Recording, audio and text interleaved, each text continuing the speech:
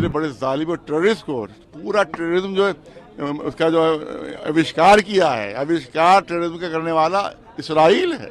Hezbollah के पास क्या है? कहीं से असलाह नहीं मिल रहा है उसके होम मेड असले हैं उनके पास हैं, और पूरी अमेरिका की और पूरी दुनिया की सपोर्ट इसराइल को है। अगर फ्रीडम फाइटर टेररिस्ट हैं तो इसका मतलब मुजीबुर रहमान भी टेररिस्ट है, फिर जिन्होंने पाकिस्तान से अपने को आज़ाद करवाया। फिर इसके बाद गांधी जी भी कह दीजिए आप कि वो भी अंग्रेजों की निगाह में टेररिस्ट थे। वो सुभाष चंद्र बोस तो सबसे बड़े टेररिस्ट थे उनके लिए। अमेरिका से बड़ा किसी का धोखाबाज कोई हो ही नहीं सकता। सबसे बड़ा धोखेबाज अमेरिका है, और इंडिया को भी धोखा देगा। वो 45,000 फिलिस्तीनियों को मार दिया, जिसमें मेजॉरिटी बच्चों और औरतों की थी, जिसमें एक महीने के बच्चे थे, उनको मारा इसराइल ने। उसके बाद मीडिया जो है वो फिलिस्तीन मरने वालों को टेररिस्ट कह रहा है। और जो इसराइल है जो इतना जुल्म कर रहा है, इतना अत्याचार कर रहा है कि आज तक ऐसा अत्याचार कभी नहीं हुआ ह्यूमन हिस्ट्री में। इतना ऐसा इतने बच्चे और औरतें किसी जंग में नहीं मारे गए कि जो उसने 1 साल के अंदर इसराइल ने मार दिए बच्चे और औरतों। तो आज ये मीडिया तो क्या हो गया है कि इस तरह से इसके दिमाग के ऊपर पर्दे पड़ गए हैं, इसकी आंखों पर पर्दे पड़ गए हैं कि इतने बड़े जालिम और टेररिस्ट को, पूरा टेररिज्म जो है उसका जो आविष्कार किया है, आविष्कार टेररिज्म का करने वाला इसराइल है। क्योंकि जब इसराइल बनाया तो इसने पूरे धमाकों से वहाँ पर धमाके करना शुरू किए थे वहाँ फिलिस्तीन में, तब जाके इसने वहाँ कदम जमाए। और पूरा ये बम कहाँ से मिले? बैंकर बस्टर बम जो है आप देखें तो हिजबुल्लाह के पास क्या है? कहीं से असलाह नहीं मिल रहा है उसके होम मेड असले हैं उनके पास हैं, और पूरी अमेरिका की और पूरी दुनिया की सपोर्ट इसराइल को है।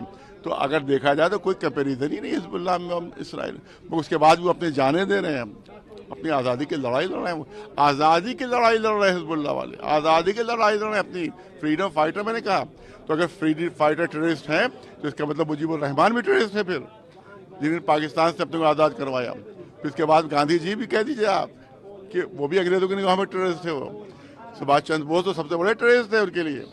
तो जो आप फ्रीडम फाइटर को टेररिस्ट कह रहे हैं, इससे बड़ी नाइंसाफी, इससे बड़ा अत्याचार और कुछ हो ही नहीं सकता। भारत सरकार से क्या देखिए, भारत सरकार बिल्कुल इस वक्त चुंगल में है, बिल्कुल अमेरिका इसराइल के, वो हिल नहीं पा रहे हैं यहाँ।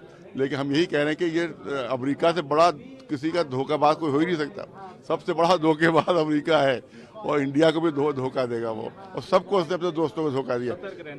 हाँ, बिल्कुल सतर्क रहने की जरूरत है। अमेरिका से बड़ा दगाबाज कोई नहीं है, उससे बड़ा मक्कार कोई नहीं है, और सबसे बड़ा धोखेबाज अमेरिका है। उससे बहुत बच के रहना चाहिए। हमेशा उसने धोखा दिया है, और लिहाजा हम सोच सकते हैं कि जो दोस्त मुल्क उसके हैं, मसलन अरब मुल्क है, उनको अपने साथ रखे, और ईरान उनको साथ रखे, जो उसके दोस्त उनको अपने साथ रखे। फिलिस्तीनियों की हमेशा इंडिया ने हिमायत की है।